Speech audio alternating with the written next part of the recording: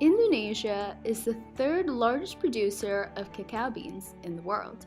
Most of the cacao producers there are small shareholder farmers who collectively form farmers' groups. After harvesting the cacao pods, they break the pods open and remove the flesh-covered beans from inside. The wet beans are then collected and transported to a nearby facility within 24 hours to begin the fermentation process.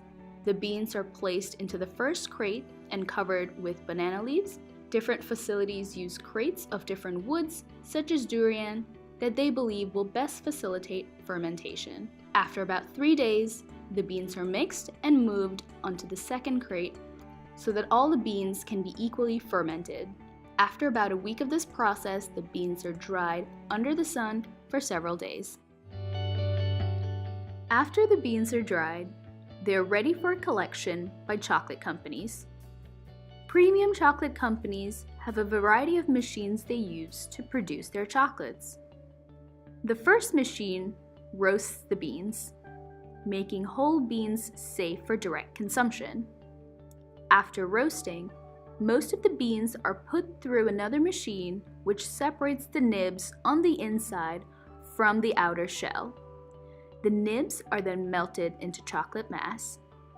The mass is separated into cocoa powder and cocoa butter.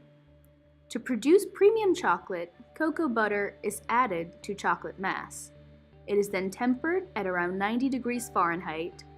Finally, the chocolate is ready to be packaged and sold to consumers.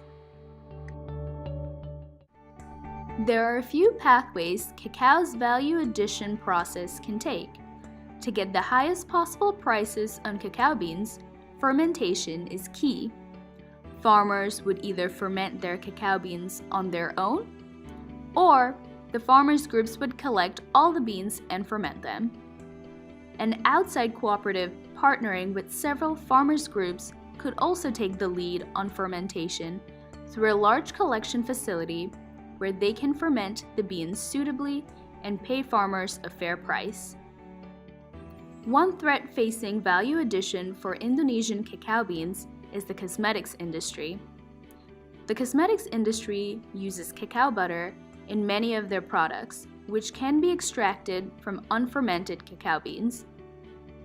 Another threat to the value addition process is local low-quality chocolate makers, as their products can be made from unfermented cacao beans. Because such chocolate is cheaper, there is a higher demand from chocolate consumers, forming the market for unfermented beans. Because farmers have quick access to buyers for unfermented beans, many forgo the additional income from fermented cacao beans.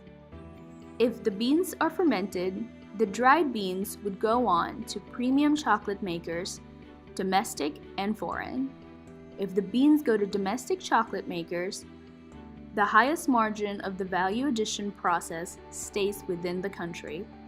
However, that is lost when the beans are transported abroad and only the final products are sold back in Indonesia.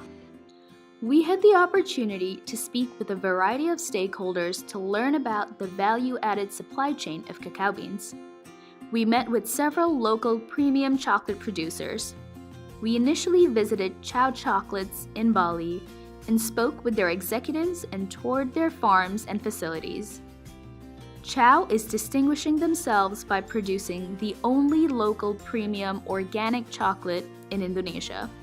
We then visited Pod Chocolate, also based in Bali.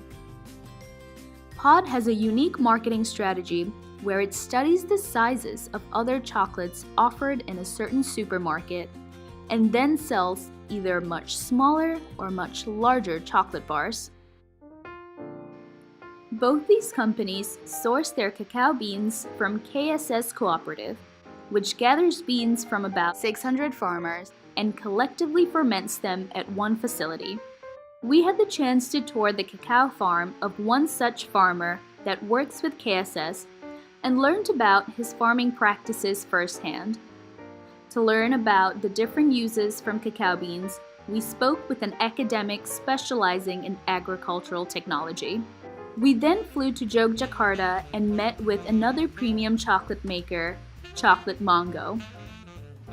Mongo differentiates itself through a museum tour which aims to educate people about the history of chocolate. While there, we learned about how different varieties of beans produce different tastes in chocolate. We also visited HELENA LAM, which is capitalizing on social media tags which identified chocolates as a desired souvenir from Yogyakarta. HELENA LAM has also found an unexpected market of consumers in those following a keto diet. We drove outside Yogyakarta to a designated tourism village and visited Gria Chocolate.